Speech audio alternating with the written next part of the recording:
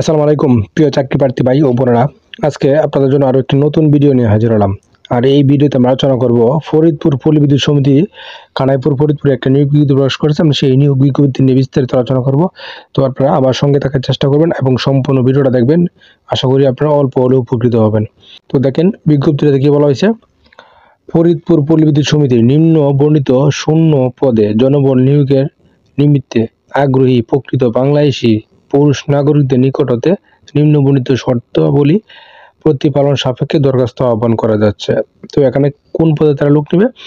একটি মাত্র পদ ও সহায়ক পদ এবং 3 জন লোক নেবে এই পদে।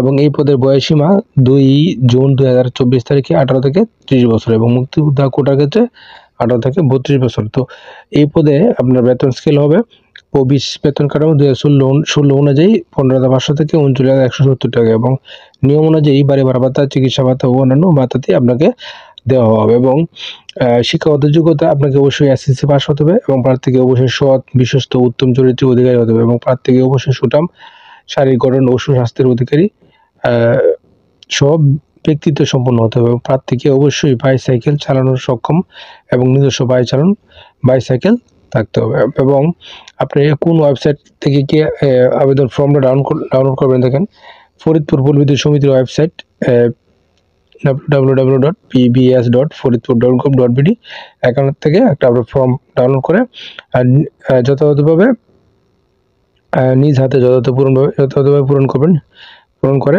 আগামী 2 জুন 2024 তারিখে অফিস চলাকালীন সময়ের মধ্যে জেনারেল ম্যানেজার ফরিদপুর পল্লী বিদ্যুৎ সমিতি কানাইপুর ফরিদপুর বরাবর ডাকযোগে অথবা কুরিয়ার সার্ভিসের মাধ্যমে আবেদনপত্র প্রেরণ করতে হবে এবং সাদা কাগজে লিখিত বা টাইপকৃত সরাসরি হাতে কোনো আবেদনপত্র এবং উল্লিখিত তারিখের পর প্রাপ্ত কোনো আবেদনপত্র গ্রহণযোগ্য হবে না এবং কামের উপর প্রার্থীর নাম স্পষ্ট করে অবশ্যই লিখতে হবে এবং প্রার্থীর আবেদনপত্রের সাথে জেনারেল ম্যানেজার ফরিদপুর পল্লী বিদ্যুৎ সমিতির অনুকূলে যে কোনো তফসিল ব্যাংক হতে 100 টাকার পে অর্ডার বা ব্যাংক ড্রাফট সংযুক্ত হতে হবে এবং 3 কপি পাসপোর্ট সাইজের রঙিন ছবি সত্যায়িত এবং সকল সনদপত্রের সত্যায়িত ফটোকপি, অভিজ্ঞতার সত্যায়িত ফটোকপি এবং যদি থাকে অভিজ্ঞতা এবং ইউনিয়ন পরিষদের চেয়ারম্যানের নাগরিকত্ব সনদ এবং জাতীয় পরিচয়পত্র সত্যায়িত আবেদনপত্রের সাথে অবশ্যই সংযুক্ত করতে হবে।